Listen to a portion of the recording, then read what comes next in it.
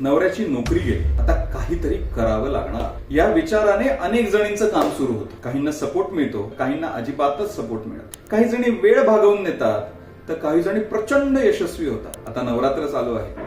दिवाळीच्या तोंडावर आपण प्रत्येक जण आकाशकंदील आणणार आहोत. आकाशकंदील दिवाळीच्या तोंडावर आपल्याला सगळ्यांना आकाशकंदील, छोटे लटकणारे दिवे यांची आठवण होते. रस्त्याने फिरताना आकाशकंदील पाहून गोदावरी सातपुते यांना एक कल्पना सुचली आणि गोदावरी आकाशकंदील या नावाने, सोप्या नावाने, साध्या नावाने त्यांनी व्यवसाय सुरू केला.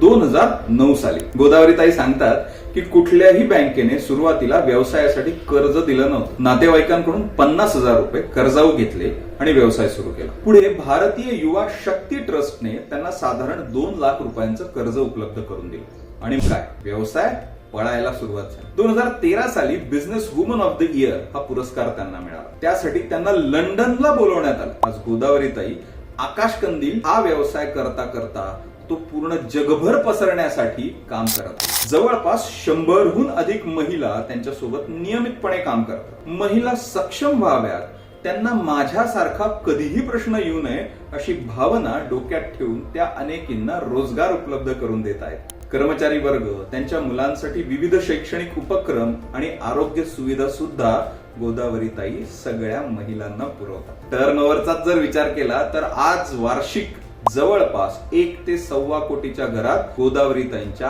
आकाशकंदिलांची विक्री होते. एक छोटासा सीझन, विक्री भरपूर.